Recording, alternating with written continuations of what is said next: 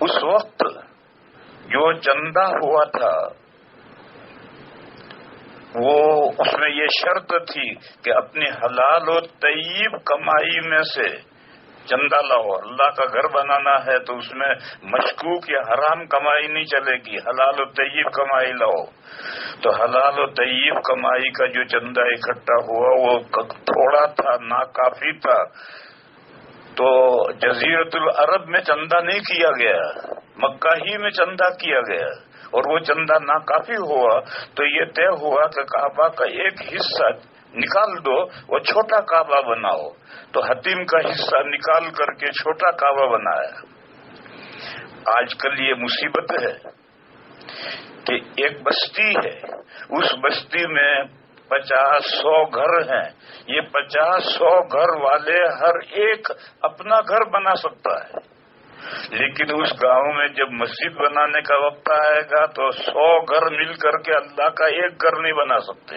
اس کے لیے چندہ ہوگا، پورے ضلع میں چندہ ہوگا، پورے صوبے میں چندہ ہوگا، پورے ملک میں چندہ ہوگا، بلکہ پوری دنیا میں چندہ ہوگا، بلکہ بہت دور دور لندن تک جا کر کے چندہ لائیں گے اور اتنی بڑی شاندار مسجد بنائیں گے کہ گاؤں میں ویسا کوئی بھی گھر نہیں ہوگا، ایسی مسجد بنائیں گے.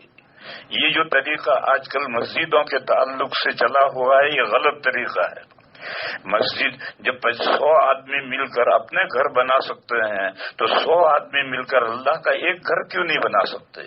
اور جیسے اپنے گھر ہیں ایسا ہی اللہ کا گھر، کہ جب ہمارے گھر شاندار ہو جائیں گے تو اللہ کا گھر بھی شاندار ہو جائے گا.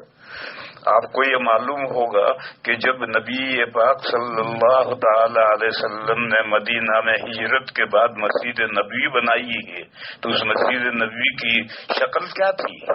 ایک باغ خریدا تھا، 10 دینار میں 2 یتیموں کا باغ خریدا تھا.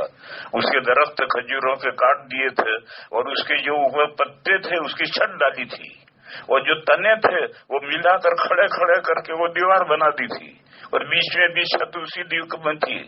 ایک جھونپڑا سا تھا. پھر جب حضرت اضافے کی ضرورت آئی تو حضور کے زمانے میں اس میں اضافہ ہوا، وہ اضافہ بھی ویسا ہی ہوا. پھر حضرت عمر کے زمانے میں ضرورت پیش آئی اضافے کی تو اضافہ ہوا، وہ بھی ویسا ہی ہوا. پھر حضرت عثمان رضی اللہ تعالیٰ عنہ کے زمانے میں یہ جو کھجوروں کے پتے ڈال کر چھت بنائی تھی وہ بوسیدہ ہو گئی بارشوں میں. تو حضرت عثمان نے بہت اضافہ کیا اور پکی اور پختہ بنائی، اس لیے کہ اب مدینہ کے اندر مکان بھی پکے اور پختہ بننے شروع ہو گئے تھے تو اللہ کا گھر بھی پکا اور پختہ بنا. اس مثال میں مجھے یہ کہنا ہے کہ سارے گاؤں کے جیسے گھر ہیں اس سے کچھ شاندار اللہ کا گھر. کوئی بہت بڑا وائٹ ہاؤس بنانے کی ضرورت نہیں ہے، اور مسجد کے لیے چندہ وہی گاؤں ہی سے ہوگا. مکہ ہی کا چندہ ہوا تھا اور چندہ کم پڑا تو مسجد چھوٹی بنائی، اللہ کا گھر چھوٹا بنایا.